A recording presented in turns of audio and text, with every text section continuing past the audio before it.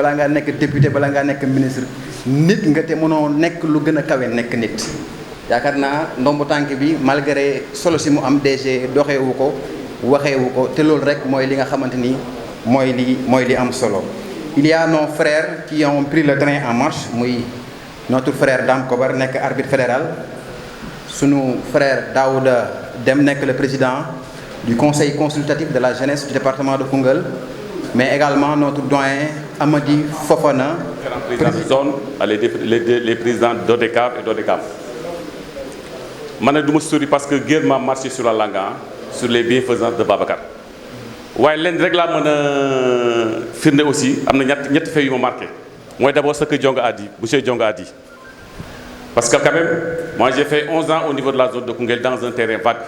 Et j'ai parvenu à avoir du bénéfice et gérer les ASC. Mais sans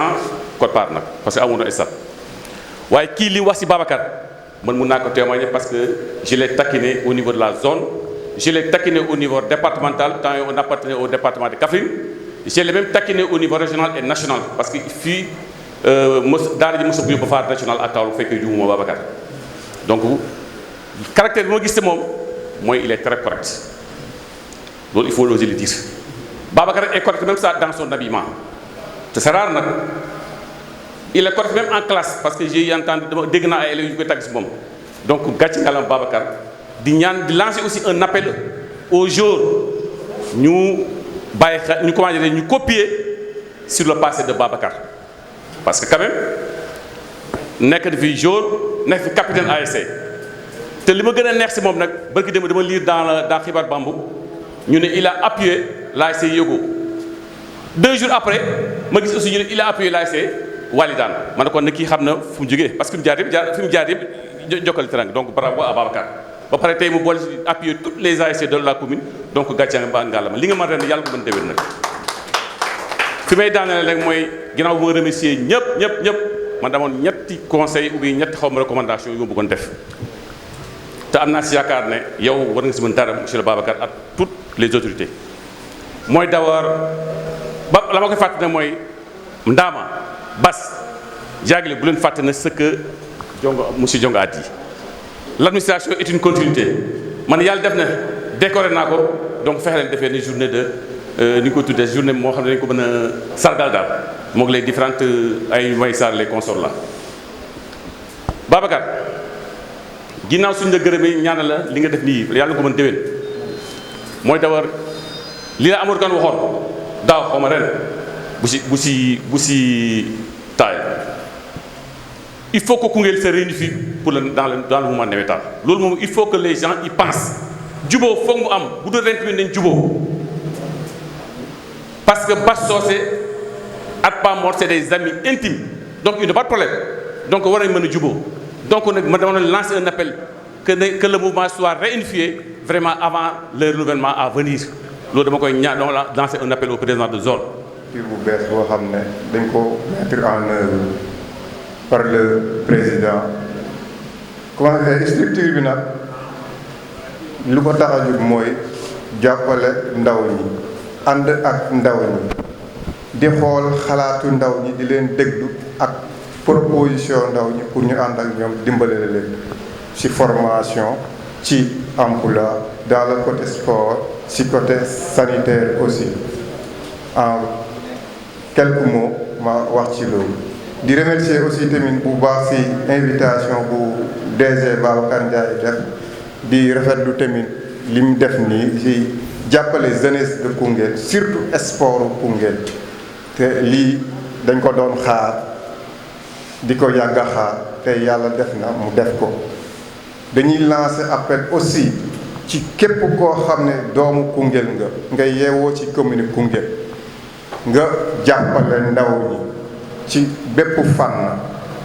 moo xam formation moo xam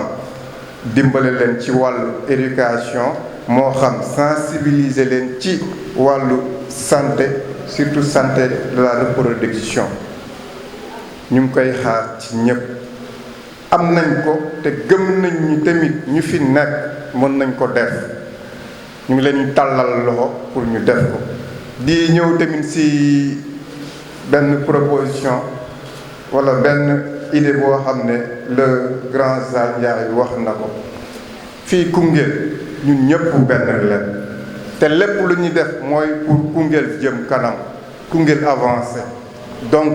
mënuñu toog ci garab yi di waxtaan génn ci mbedd bi di xasante mënul nekk buñ toogee waxtaan danañ juboo ndax juboo la Koungheul laaj pour mun a avancer gis nga Koungheul fu ko grand yi bàyyi woon ba léegi mu ngi fa te dafa commencé yàqu bi mooy da ngay gis ku nekk day xëcc wàllam te loolu bëgguñu ko ci biir Koungheul jeunesse bii ñëw ak jeunesse bu nekk ci kaw jiite dañoo war a def le tout bañ nekk benn parce que ñun benn leen ku la xam-xam ne sport nga bëgg sport nga gëm tey booy am aura sport moo tax boo tojee Kaffrine sport moo tax boo rajaxee Walidaan sport moo tax boo bënnee yëgoo sport moo tax boo ñaayee Dakar Saint-Louis Ndar Ziguinchor sport moo tax à travers l'arbitrage kon nag macha allah ku ko xam laa ku ko sopp laa ku ko bëgg laa yàlla boole nañu maag moom trio pendant 2 ans ma nekk ci digg bi di yëgal mu nekk ci pegg bi di upp kon nag loolu bu fekkente ne yàlla def na ko macha allah te dama ko doon faral di wax na ko mag du dàqee mag day koj voilà muy lu am solo inspecteur Ndaw maa ngi lay jaajëfal bu baax a baax di la yéegal sa kawewaay macha allah cër bi nga xam ne bii da nga koo am ci sportu Koungheul am nañ ci yow yaakaar te yàlla bu yaakaar tas footballu Koungheul sportu Koungheul d'une manière générale dafa lompoñ na nag te yow yaakaar nañ ne solution bi war na mën a jógee ci yow kon ña ngi lay tàllal loxo encore une fois de plus bu loolu passé au nom de la Soukara ma ànd ak Amady Fofana mu doyloo ma nag lool parce que nag bu dee wax moo ma ko dàq waaye dafa am ci man yaakaar doyloo ma sànq biñ jaaree fële ci ODK bu aussi daf na ma waxal kon loolu maa ngi ko ciy gërëm di ko sant di wax ne ñun volet bi ñu nekk muy arbitrage lenn rek la ñu xam ne wax dëgg yàlla suñu xol sedd na ci mooy depuis que Amady est président il a fait un excellent travail dans le domaine de l'arbitrage le nom de Koungheul sillonne partout au Sénégal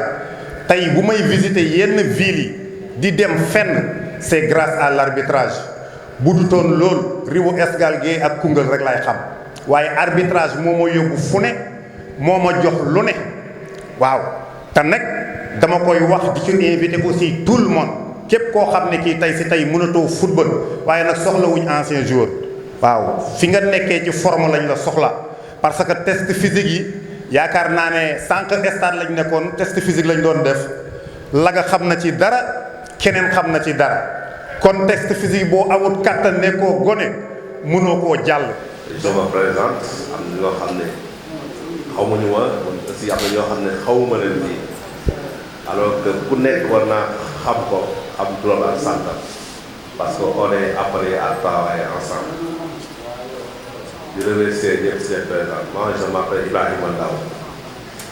nommé récemment ça fait 4 mois chef de service jeunesse sport de Koungheul donc di leen gërëm leen ñëpp ci seen teewaay di rafetlu teewaay bi di gërëm le président Babacar di sama patron aussi ci ministère bi parce que directeur national la di gërëm tous les acteurs sportifs les présidents des zones des mouvements sportifs des arbitres et tout ça et les jeunes des associations des ASC di gërëm les doyens Tunkara di la gërëm di la sant di gërëm Ndiaye di gërëm tous les di gërëm le président conseil consultatif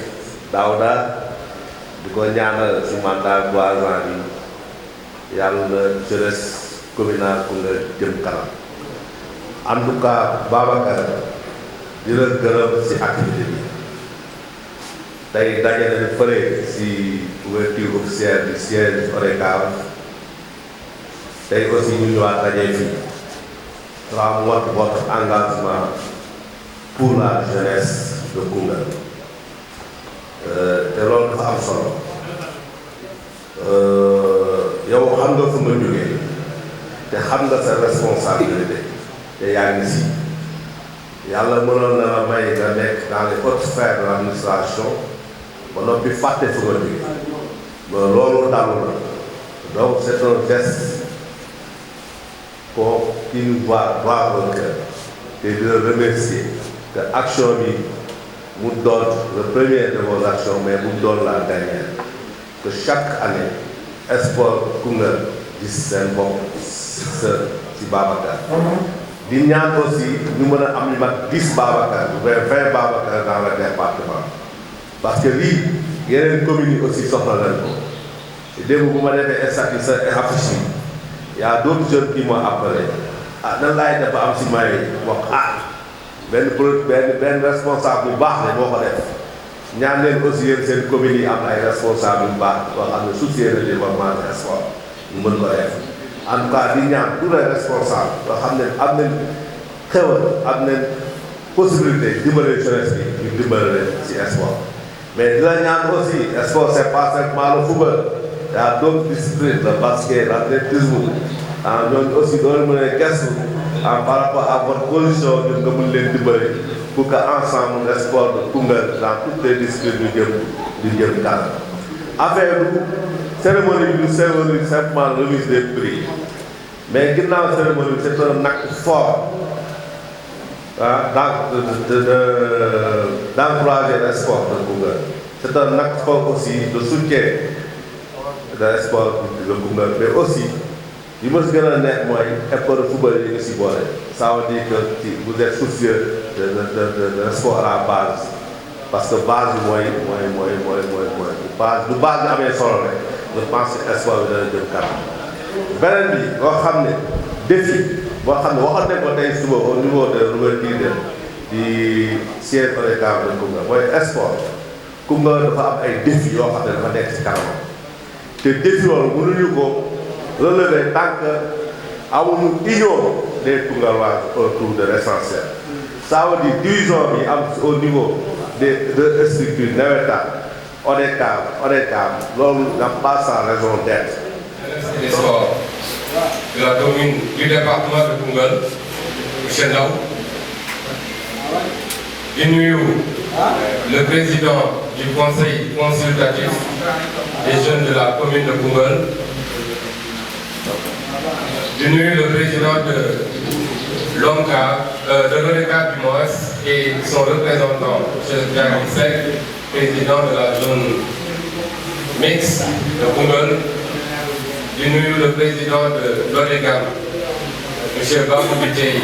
et les deux présidents de la zone R1A et R1B de Koungheul. di nuyu mon président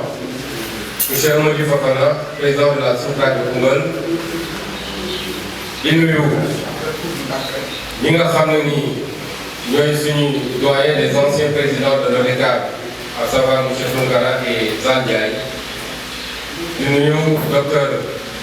Ndaw, vice-président du district sanitaire de Koungheul, et aussi mon grand frère, le coordonnateur, n'est-ce pas, de la maison de justice de Koungheul, M. Aliou Sow. di nuyu les représentants des ASC yi nga xam ne teew nañ fi ak structure yëpp ñu jiite ci biir ASC di beneen nuyoo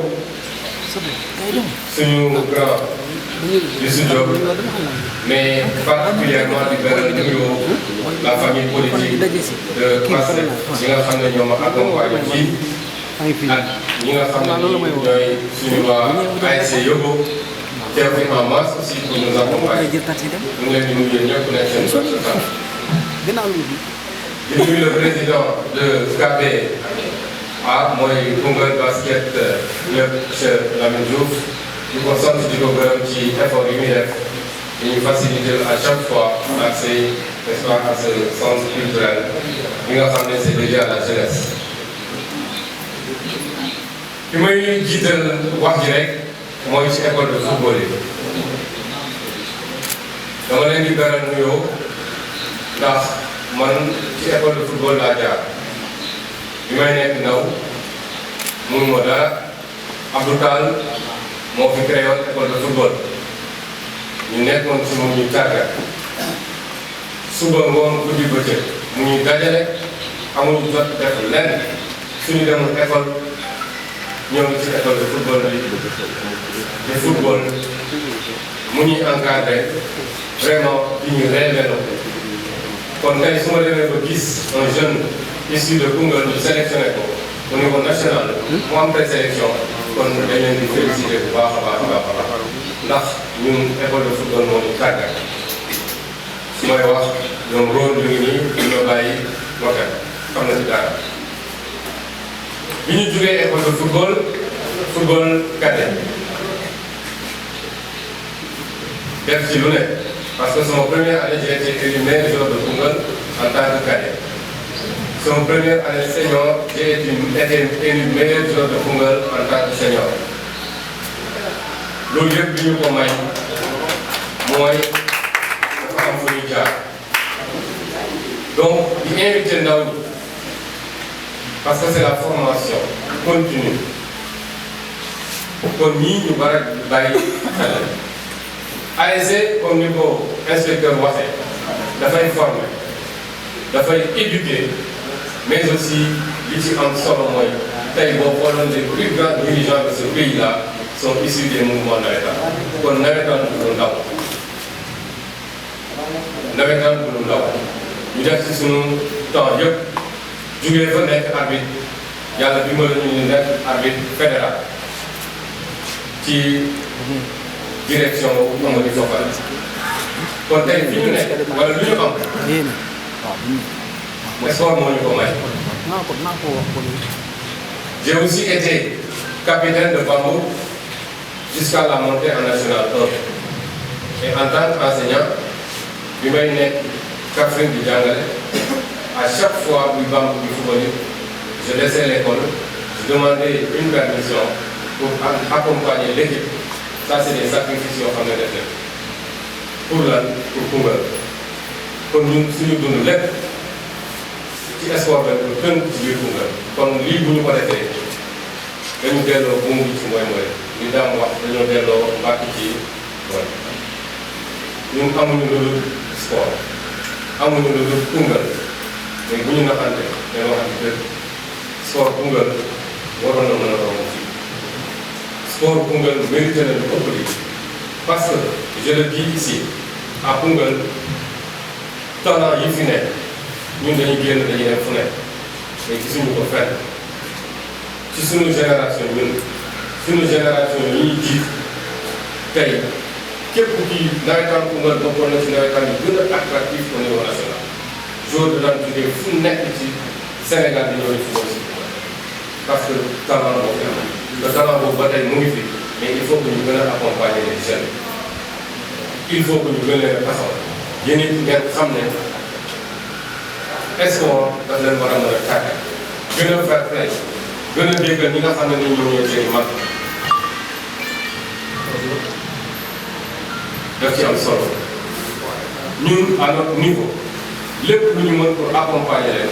ñu ngi koy def et là damay saluer ki nga xam ne nii moom mooy Mansour Ndiaye Sow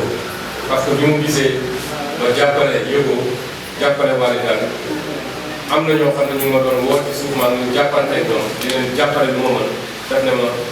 li ngay def baax na waaye fexeel nga ASC yëpp gis seen bopp ci kaw loolu amoon nañ idée def benn formation de renforcement de capacité pour les acteurs du mouvement navétane TDR yi defoon nañ ko ba pare démb la waroon commencé tey ak dimanche mais malheureusement je me suis dit que on s'est déjà lancé ci navétane c'est un peu trop tard mais ñu bëggoon renforcer ñi nga xam ne ñoom ñooy les secrétaires généraux des ASC sur la rédaction administrative et la gestion des associations defal leen ay attestation jox leen ko bu ëllëgee mu mën leen a servir mais je dis que c'est pas trop tard Inch'Allah on va le programmer pour le cas de l'année dernière avant le début des navétanes loolu waajaloon nañ ko pour def ko ñu defaat lii pourquoi parce que bu ñu la tuddee final souvent zone bi la tuddee rek fa ngay jënd moyen ñoom nga koy jox ñoom ngay jox ay ball bàyyi ñeneen ñi je me suis dit que et comme on est à Koungheul te ñëpp ko soxla te instant yi nii nawetaan commencé na pourquoi pas le faire pour Koungheul. Et si possible aussi l'élargir dans le département de Koungheul. Parce que fàttewuñ aussi ñu livre le département de Koungheul. Les gens nous appellent de partout pour nous dire que ni am nañ ay besoin maillot bëgg nañ ay bal. Mais souvent aussi ñu ngi koy tuddee ay final ñu ngi def suñu doole souvent aussi ñu jël li nga xam ne ay maillot moom du kenn ko yëg loolu aussi ñu xamee ko loolu ñu xam ne waa département aussi fàttewuñ ne ñun doomu département Koungheul la doomu Koungheul loolu pour ñëpp xam ko xam ne pare nañ ko jàppale ñëpp. Sur l'union des navétanes aussi bëggoon naa ci wax parce que j'échange souvent avec le président Amadou Kane du président ONCAR. On a beaucoup échangé avant le début des navétanes pour xool nan la ñu def ba mettre un comité directeur boo xam ne ce sera un bureau boo xam ne moom moo koy décider de parfaite n'est-ce pas union entre les deux structures. tout loo xam ne dañ koy tax mais dafa nekk ay projet yoo xam ne dañ koy maturer pour bu ëllëgee ñu mën a boole le sport à Koungheul ñëpp mën cee gis seen bopp loolu aussi dina am solo. Demba signale qu'il y a ASC Lamtoro, Niani, Talibou Bess, Entente et Parti qui sont liés. D'accord. Donc, tu vois, lépp loo xam ne mën nañ ko def pour jeunesse bi ànd beneen ko def pour jàppale le mouvement national pour jàppale la jeunesse. di wax ne en tant que directeur général de COSIS samay mission souvent les gens me demandent dañoo bëgg lamb dañoo bëgg nga defaral ñu gazon stade mais je dis que là dafa am ñi nga xam ne ni ñoom la war mooy la mairie ñoom dañu fal le stade est un stade municipal géré exclusivement par la mairie mais man dama nekk nit koo xam ne lu may def du ma ko wax parce que bëgguma liggéey ñun boo ko liggéey rek am na bor bu nekk seen diggante tant que defoo ko su leen dajee sëkk mën na ci am te bëgguma loolu parce que lu may def lu ne samay doole laa koy defee mais doole jooju aussi waa Koungheul ñoo ma ko jox kon su ma ko defee dama leen ko delloo moo tax chaque fois depuis daaw ba ren ñu may topp ci ay lamb yoo xam ne pour stade je vous dis que les courriers sont là. J'ai écrit à la mairie une demande d'autorisation pour le renforcement des projecteurs du stade de Moudalère numéro 12. Je l'ai écrit depuis le 29 juillet. Et là, je parle sous le contrôle de l'inspecteur départemental parce que defar naa ko ci ampliation. suñ ma joxee autorisation am na ñu ma waxal pour jënd ay projecteurs ñëw yokk ko ci projecteurs yi pour lamp bi mën a leer.